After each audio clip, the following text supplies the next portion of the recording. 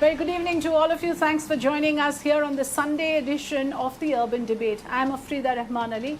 India is clocking above 40,000 daily cases for the fifth consecutive day. And as we all know, 50% of these cases are coming from one state, and that is the state of Kerala. So 20,728 cases reported from Kerala alone, and this is the sixth day running that the state has recorded more than 20,000 fresh cases in Kerala. In the overall picture, the centre has identified 10 states which are recording above 10% positivity rate. This includes multiple states in the northeast, and of course in the south it's Kerala, Karnataka, Tamil Nadu, also includes Maharashtra, Andhra Pradesh and Odisha. So alerts are now being sounded on an impending third wave by various experts. It includes AIIMS chief Dr. Randeep Guleria, who now say that the R value, the reproductive value, which is the effective reproductive number of the virus, is on the rise. It has gone up from 0.96, I beg your pardon, all the way to 1. Now, this rise in the R value becomes a cause of concern because essentially what it means is the number of people who can be infected by one person has gone up. So that's the concern that we are going to address today, the increase in the R value. What does it mean? And is it any indication of an impending third wave? How do we break the chain of transmission? Is there a variant behind this surge which has in some ways become resistant to the existing vaccines? Are the containment strategies being aggressively followed, or are we falling back into the trap of lowering our guard as the relaxations that were made recently in Kerala, many believe, has become a contributing factor? What are the steps that the neighboring states of Kerala can take, for instance, Karnataka and Tamil Nadu, to avert a similar situation? Because let's not forget, what is one state's story today can become the nation's misery tomorrow. To address all of these issues, to discuss the immediate concerns with regards to Kerala, and also to understand whether we are on the threshold of a third wave, are the first signs visible, let me go across and welcome Dr. Chandrakant Laharia, vaccine and public policy expert and co-author of Till We Win, India's Fight Against COVID-19. Dr. Vishal Rao, member of Karnataka COVID Task Force, also the Dean of the Centre for Academic Research, HCG Cancer Centre, and member of Genomic Surveillance Committee. Also joining us this evening is Dr. Rajiv Jayadevan, Scientific Advisor of the Indian Medical Association, joining us from Cochin in Kerala. Welcome, gentlemen. Thanks for joining us here on Mirror Now. I want to go across first to Dr. Rajiv Jayadevan. If you look at the figures, sir, 20,728 in the last 24 hours. And if you compare it, I mean, just a cursory look at another state, say Uttar Pradesh, where on Saturday the total cases reported with 32. Just 32.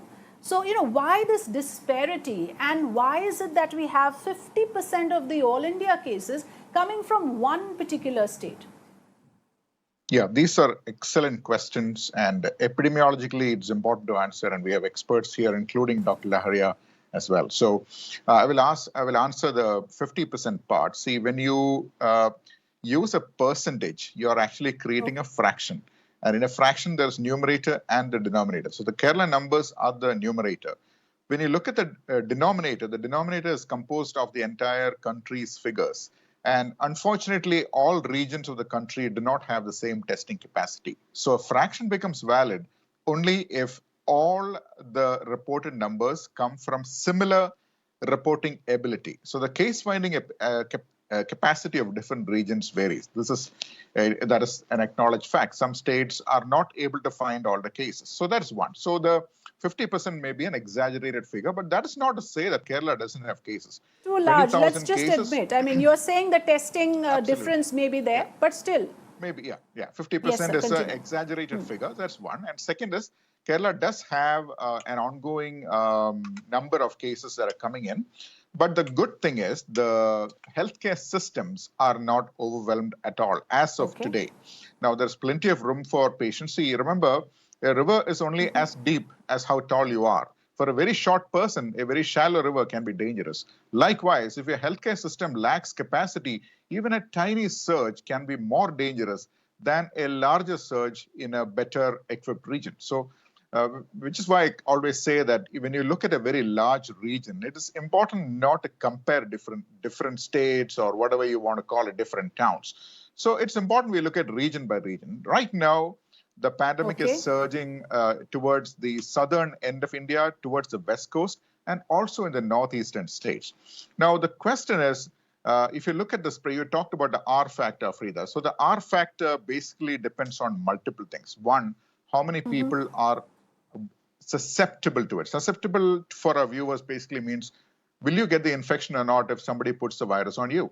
So people who don't have antibodies tend to pick up more virus. So Kerala has the highest number of people who have not seen the virus yet. So clearly the spread will be more. And secondly, there are other factors. See, if I want to spread my virus to someone else, assuming I'm a patient, I can't spread it directly. The virus has to travel through invisible droplets from me to the next person. And how do these droplets travel?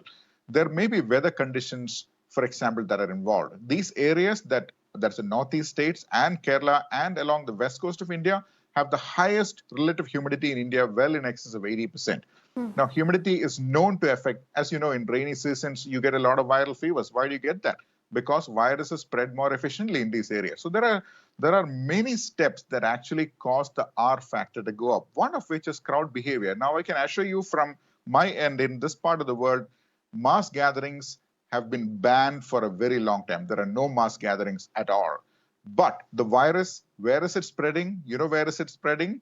No, but the state just relaxed the curbs for Eid and then also increased the number of devotees for Sabrimala. So I'm not sure what you're saying about crowd control being absolutely accurate in Kerala, because questions are being raised even as we speak about why these relaxations were done, and other figures that we see today are a result of that. Where a lot of people gather together, all right? So when relaxations are given for Eid, it means that people can go and visit other people, people can go shopping and things like that. It is not, there has not been a mass gathering for as long as I can remember in Kerala. So please do not confuse a mass gathering for relaxation of restrictions. So that's one. Second is the virus is spreading silently within homes. And what we are also picking up is vaccinated people, just like unvaccinated people, are also picking up the virus silently and spreading it. They're not getting sick, but when they socialize with other people, say, for example, your sister comes and visits you. She's fully vaccinated, you're fully vaccinated, but your family is not. So your sister might give you the virus, even though she's fully vaccinated, and you could spread it around. So it's important we send out this message to everyone that just because you're vaccinated, you must not drop your guard. Now, it's impossible, if you ask me, to ask people to wear masks inside their own homes. It is not practical. You can ask people to mask up outside the homes, and Kerala has excellent mask compliance for the last year and a half. But these are challenges that apply everywhere, Dr. Jayadevan.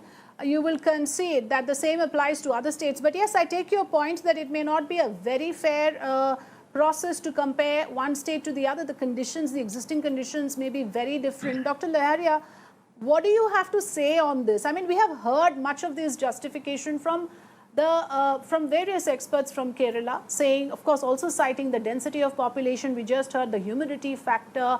The large number of susceptible population is also being cited as a reason, Dr. Laharia, because what we are given to understand is it's as if the state has become a victim of its own success. Because it tightened the curbs in the first two waves and managed to control the transmission, now the susceptible population is larger, and with a new variant, it is but natural that the numbers are going to be higher in those pockets. Is that a fair justification, Dr. Laharia? Yes, that is very fair assessment, what you say. So we know that till now and till a few months ago, some parts of the country, southern parts of the country and northeast were not affected that much as other parts of country like northern India or central India. So of course we know that the maximum proportion of susceptible population is in those states where the currently circulation is happening. And this has been proven by the Sero survey. We know that Kerala, as part of 4th National Sero survey, had found the lowest sero prevalence, which means the highest proportion of population which is susceptible. Now, it shows the success of some of these states in containing the spread, but also it is happening at the time. And we know through genomic surveillance data that Delta variant reached to Kerala state little later than other states. So now the states which have a susceptible population and have a variant which is more circulating is transmitting there.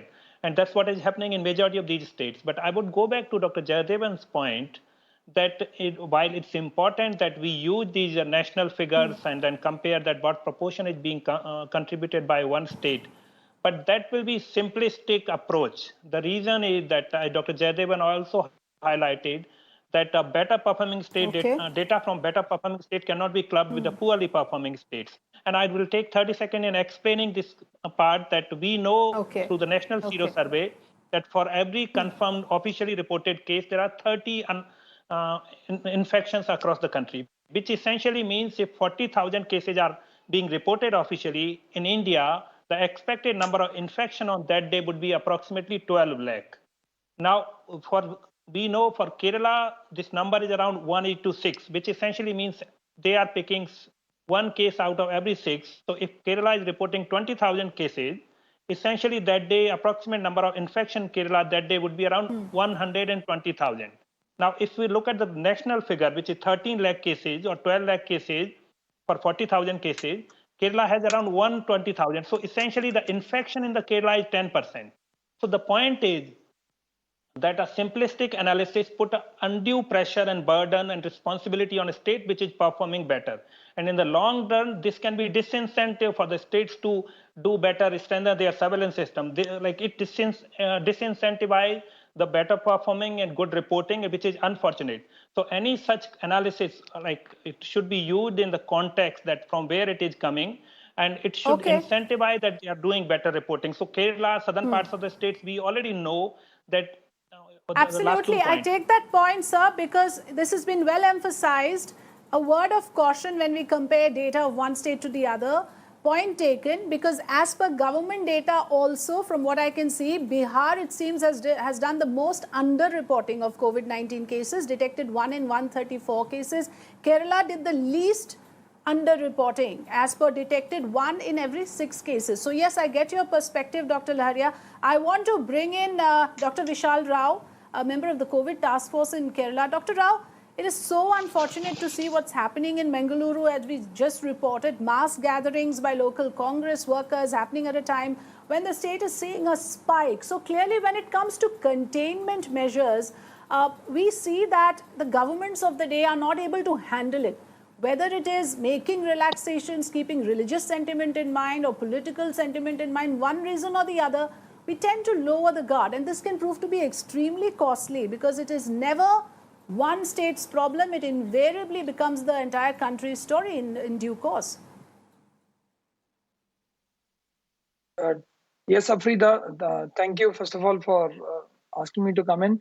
I agree completely on these points. In fact, just a couple of days back, the chairman and the member secretary for the National Disaster Management Act, our revenue secretary, has issued a very stringent, clear guidelines asking for stricter implementation of COVID-19 surveillance. We've also asked for a specific now border control from Kerala, Maharashtra, and time and again, I think we are emphasizing both from the health ministry as well as from the COVID task force on the importance of avoiding social and entertainment activities. And I think this is obviously something that we need to keep highlighting time and again. And the next coming days are going to be very crucial. We've actually gone back to our previous data. If you take Karnataka's example of March, April, in March, we were at a total positivity rate of around 0.5% in the first week of March. And this rose to around 4% by end of March. Okay. And if you look at April first week, that same thing jumped from 5% to 25% by end of April. So a very, very important trend, which I think very clearly Dr. Lari also highlighted. A critical benchmark of 5% is very, very crucial to understand. If it's going to cross the 5% benchmark, we will need to clamp down much stronger on social and on entertainment activities and have a very strong approach towards economic activities where we follow all the stringent COVID appropriate behaviors for economic activities. I think these are being implemented very stringently. In Right. the coming days. It's going to get stricter even in Karnataka. Yes.